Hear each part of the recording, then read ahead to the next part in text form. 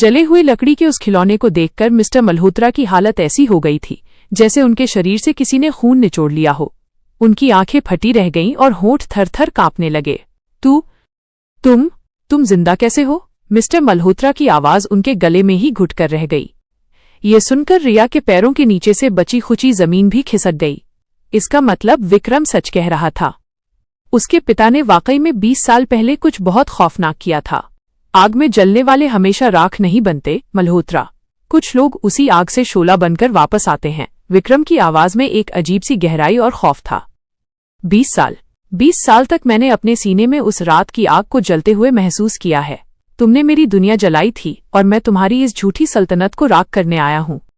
Dad, please कहिए कि ये झूठ बोल रहा है। आपने क्या किया था रामनगर में?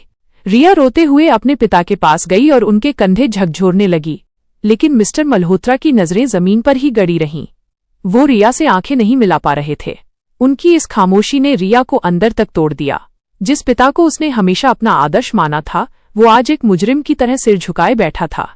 तभी हवेली के बाहर गाड़ियों के रुकने की तेज आवाजें आईं। अगले ही पल राजवीर सिंघानिया अपने दर्जनों काले सूट वाले हथियारबंद आदमियों के साथ हॉल में दाखिल हुआ। पूरे मल्होत्रा परिवार में चीख पुकार मच गई। राजवीर सीधा विक्रम के पास आया और सिर झुकाकर खड़ा हो गया। मालिक, हवेली को चारों तरफ से सील कर दिया गया है। कोई परिंदा भी आपकी इजाजत के बिना यहां से बाहर नहीं जा सकता। पेपर्स भी तैयार हैं। विक्रम ने हाथ बढ़ाया और राजवीर ने एक फाइल उसके हाथ में रख दी। ये सब क्या है? कबीर ने डरते हुए पूछा। मल्होत्रा मेंशन के नए पेपर्स। विक्रम ने फाइल को टेबल पर फेंकते हुए कहा।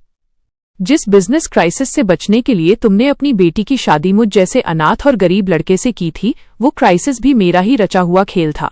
तुमने रिया के नाम जो प्रॉपर्टी की थी शादी के पेपर्स के साथ, तुमने अनजाने में वो सब डेवियार एम्पायर के नाम कर दिया है। आज से ये हवेली मेरी है। पूरा परिवार सदमे में था। जिस घर जमाई को वो जूतों की नोक पर रखते थे, आज वो उनका मालिक बन चुका था। विक्रम मिस्टर मल्होत्रा के और करीब गया। उसकी आंखें अब किसी भूखे शेर की तरह चमक रही थीं। उसने मिस्टर मल्होत्रा के कान के पास झुककर बेहद सर्द आवाज में कहा, दौलत तो मैंने तुमसे छीन ली, लेकिन मेरे असली इंतकाम की शुरुआत अभी बाकी है। मुझे उस कमरे की चाबी चाहिए जो पिछले 20 साल से इस हवेली के बेसमेंट तहखाने में बंद है। बेसमेंट का नाम सुनते ही मिस्टर मल्होत्रा की सांसें सच में रुक गईं। उन्होंने विक्रम की तरफ ऐसी खौफजदा नजरों से देखा जैसे उन्होंने साक्षात मौत को देख लिया हो। नहीं, तुम्हें उसके बारे में कैसे पता? तुम वहां नहीं जा सकते।